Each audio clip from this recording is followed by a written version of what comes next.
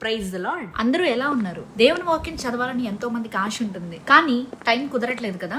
అందుకే మన ఛానల్లో ఆడియో బైబిల్ స్టార్ట్ చేశాను.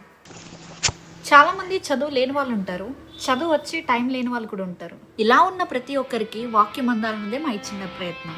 Let's do this. Praise the Lord everyone. ఈరోజు మనం సామెతలు 15వ అధ్యాయం చదువుకుందాం. మృదువైన మాట క్రోధమును చల్లార్చును, నొప్పించు మాట కోపమును రేపును. జ్ఞానుల నాలుక మనోహరమైన జ్ఞానాంశములు పలుకును, బుద్ధిహీనుల నోరు మూఢవాక్యములు కుమ్మరించును. యెహోవా కన్నులు ప్రతి స్థలము మీద నుండును, చెడ్డవారిని మంచివారిని అవి చూచుచుండును. సాత్వికమైన నాలుక జీవవృక్షము, దానిలో కుటిలత ఉండిన ఎడల ఆత్మకు భంగము కలుగును. మూఢుడు తన తండ్రి చేయు శిక్షను తిరస్కరించును, గద్దింపునకు లోబడువాడు బుద్ధిమంతుడగును.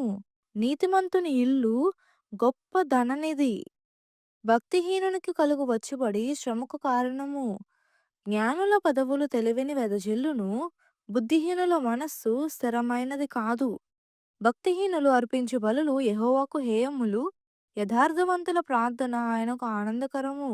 భక్తిహీనుల మార్గము యెహోవాకు హేయము, నీతిని అనుసరించు వానిని ఆయన ప్రేమించును. మార్గము విడిచిన వానికి కఠిన శిక్ష కలుగును, గద్దింపును ద్వేషించు వారు మరణము నొందుతురు. పాతాళమును అగాధ కూపమును యెహోవాకు కనబడుచున్నవి, నరుల హృదయములు మరి తేటగా ఆయనకు కనబడును గదా. అపహాసకుడు తన్ను గద్దించు వారిని ప్రేమించడు, వాడు జ్ఞానుల యొద్దకు వెళ్ళడు.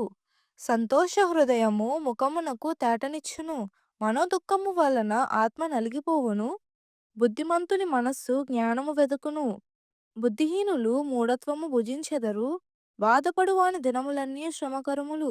సంతోష హృదయునికి నిత్యము విందు కలుగును, నెమ్మది లేకుండా విస్తారమైన ధనమునుట కంటే యెహోవా యందలి భయభక్తులతో కూడా కొంచెము కలిగి ఉండుట మేలు.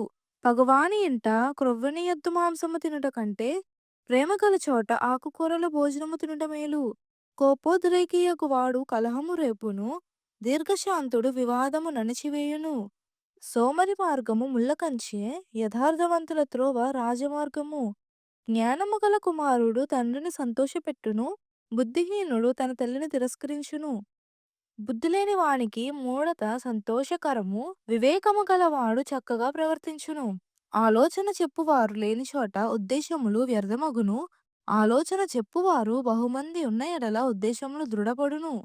సరిగా ప్రత్యుత్తరమిచ్చిన వానికి దాని వలన సంతోషము పుట్టును. సమయోచితమైన మాట ఎంత మనోహరము. క్రిందనున్న పాతాళమును తప్పించుకొనవలెనని బుద్ధిమంతుడు పరమునకు పోవు జీవమార్గం నడుచుకొనును. గర్విష్ఠుల ఇల్లు యెహోవా పెరికివేయును, విధవరాలి పొలిమేరను ఆయన స్థాపించును. దురాలోచనలు యెహోవాకు హేయములు, దయగల మాటలు ఆయన దృష్టికి పవిత్రములు.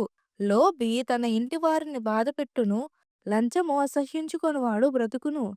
నీతిమంతుని మనస్సు యుక్తమైన ప్రత్యుత్తరమిచ్చుటకు ప్రయత్నించును, భక్తిహీనుల నోరు చెడ్డ మాటలు కుమ్మరించును.